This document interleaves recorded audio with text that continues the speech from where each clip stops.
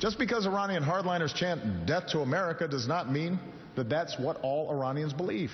It's those hardliners chanting death to America who've been most opposed to the deal. They're making common cause with the Republican caucus. David Ignatius, I would say there were probably 1,000 better ways to try to persuade people sitting on the fence than comparing Republicans who actually put on the uniform and fought in war over the past 10 years to the Ayatollah and the terrorists in Iran who are chanting death to America. Why did you do that? It was a strong, well-turned speech by a president who believes absolutely that he's right. With this speech is, I don't think it brought a single vote that he doesn't already have to his side. Don't you think it probably hardened the I was talking last night to some Republicans whose views were hardened, who felt dissed by the president, as you say, likening them to hardliners in Tehran. At one point, the president said the voices who are talking against this treaty are the same voices who called for invasion of Iraq. They're, basically they're warmongers, and sensible people need to distance themselves. He has to decide on whether he wants a strategy to win 34 votes, that is to say, to overcome congressional rejection of the treaty, or whether he wants to go for some 51, for some broader measure of support for the agreement. Right now, he's playing small ball. He's playing just enough to win. And Ron Fournier, you and April talking off camera about how this strategy sounds a lot like George W. Bush's. April had used that you're either for us or you're against us line. I mean, Ron, you were saying he's tearing a page right out of George W. Bush's Iraq strategy. Exactly. It's such a reflection of where we are in politics, stoking fear, dividing people, false choices, instead of trying to bring people along. I'm on the fence, and if anything, I lean towards the president on this issue. I have all along. But when I hear him say, if you don't agree with me right now, you're stupid and you're a warmonger, when I know his former secretary... What he said was, you're either ignorant or a liar.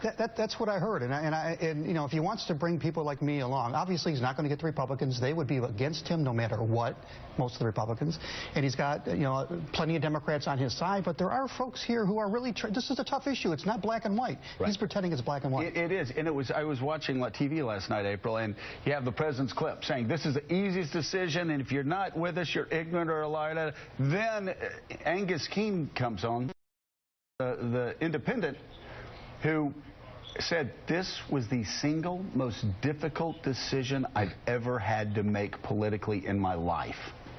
And viewers watching have to go, wait a second, here's a guy who's going to end up supporting the president, and yet he says it's the single most difficult decision. And you've had the president from the very beginning say, this is easy. There's nothing to it. It's black and white. If you're not for us, you're ignorant, you're a liar.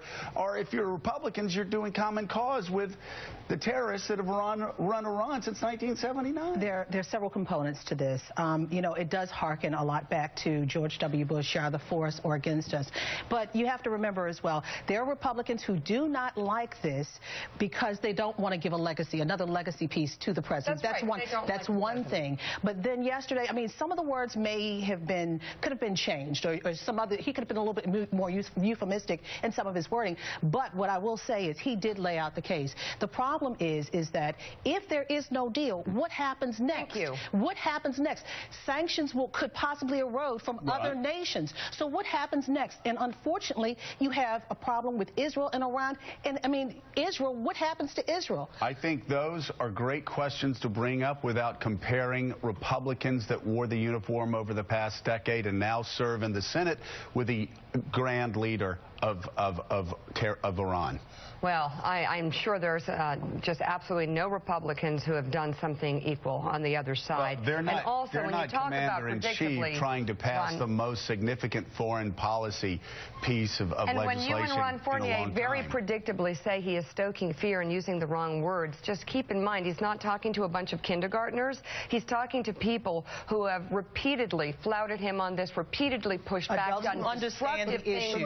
Brought in people adults who understand the issue very well. He's supposed to be talking to me, and he wasn't. I'm stupid for not agreeing with him right off the bat. And you know what? I expect this president to be better than the Republicans, and he wasn't yesterday. I think what you're seeing the president do, though, it served him well. He's making a very pragmatic political decision right now, and it's actually, it reminds me of what he did during the health care fight on Capitol Hill, where he has basically decided that if he can pass this, sustain his veto by one vote, and implement the deal, then people will see over the next 2-3 years Iran following along with the program. He did that with health care. If we can get a narrow victory on Capitol Hill and this law gets implemented and it has effects on people's lives, then it won't be overturned. He believes he made the right calculation on health care. He thinks he will have the same outcome on the Iran vote. Willie. Mark Halperin, you can call it a false choice, as the president brought it up time and again yesterday, to say it was either this deal or people who want to go to war. But he did effectively use the Iraq war, I thought, as a kind of a blunt instrument yesterday, including using his own opposition to that war, saying, guys, we can't go down this road again. Yeah, just to go back to two things David Ignatius said. The stuff we're talking about, the language he used, really did alienate a lot of people. But a lot of the speech was, I think, his best case, his most thorough reasoning about why the deal is better than the alternatives. The people he's offended are not just some members of Congress, but a lot of the Democratic donors, Jewish American organizations, and people who are putting pressure on individual members of Congress to vote no. I think the White House is resigned to resolutions of disapproval, not approval, and just getting enough votes, as was said before, to sustain a veto. That is a very, on a domestic issue, that may be a sort of hardball political strategy in the best case, as on health care. On a foreign policy issue of a tremendous national security, to use rhetoric like that really does narrow his ability to pass it and then have the country feel good about it, have the world feel good about it. I don't think he used that language tactically. I think he used frustration because he doesn't believe his critics are making legitimate arguments. I think what Ron said is right. He has to rise above that stuff, and he didn't yesterday on that rhetoric. David, this is not only small ball, as you said, it's also short